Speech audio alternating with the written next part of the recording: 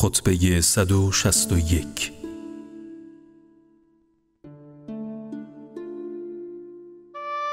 خداوند پیامبرش را با نوری درخشان و برهانی آشکار و راهی روشن و کتابی هدایتگر برانگیخت. خانواده او نیکوترین خانواده و درخت وجودش از بهترین درختان است که شاخه‌های آن راست و میوه‌های آن سر به زیر و در دسترس همگان است. زادگاه او مکه و هجرت او به مدینه پاک و پاکیزه است که در آنجا نام او بلند شد و دعوتش به همه جا رسید. خدا او را با برهانی کامل و کافی و پندهای شفابخش و دعوتی جبران کننده فرستاد. با فرستادن پیامبر شریعتهای ناشناخته را شناساند و ریشه بدعتهای راه یافته در ادیان آسمانی را قطع کرد و احکام و مقررات الهی را بیان فرمود. پس هر کس جز اسلام دینی را انتخاب کند به یقین شقاوت او ثابت و پیوند او با خدا قطع و سقوطش سهمگین خواهد بود و سرانجامش رنج و اندوهی بی پایان و شکنجه‌ای پردرد می باشد. بر خدا توکل می کنم، توکلی که بازگشت به سوی او باشد و از او راه می جویم، راهی که به بهشت رسد و به آنجا که خواست اوست بیانجامد.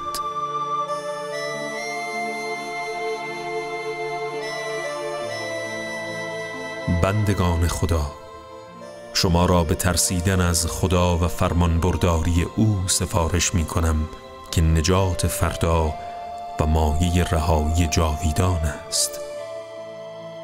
خدا آنگونه که سزاوار بود شما را ترسانید و چنان که شایسته بود امیدوارتان کرد و دنیا و بی اعتباری آن و نابود شدنی بودن و دگرگونی آن را برای شما تعریف کرد. پس از آنچه در دنیا شما را به شگفتی وامی دارد روی گردانید، زیرا که مدت کوتاهی در آن اقامت دارید.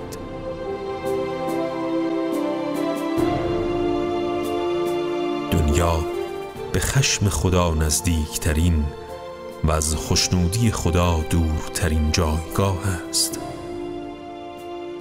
پس ای بندگان خدا، از غم و اندوه و سرگرمی های دنیا چشم برگیرید، زیرا شما به جدایی و دگرگونی های امور دنیایی یقین دارید و چونان دوست مهربانی که نصیحتگر و کوشا برای نجات رفیقش تلاش کند خویشتن را از دنیا دور نگه دارید و از آنچه بر گذشتگان شما رفت عبرت گیرید که چگونه بند بند اعضای بدنشان از هم گسست، چشم و گوششان نابود شد، شرف و شکوهشان از خاطرها محو گردید و همه ناز و نعمتها و رفاهها و خوشیها پایان گرفت که نزدیکی فرزندان به دوری و از دست دادنشان و همدمی همسران به جدایی تبدیل شد.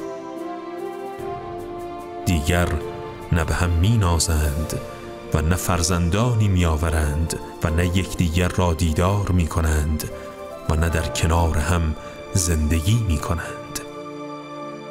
پس ای بندگان خدا، بپرهیزید چونان پرهیز کسی که به نفس خود چیره و بر شهوات خود پیروز و با عقل خود به درستی می نگرد، زیرا راه انسان آشکار، پرچم برافراشته، جاده هموار و راه روشن و راست است.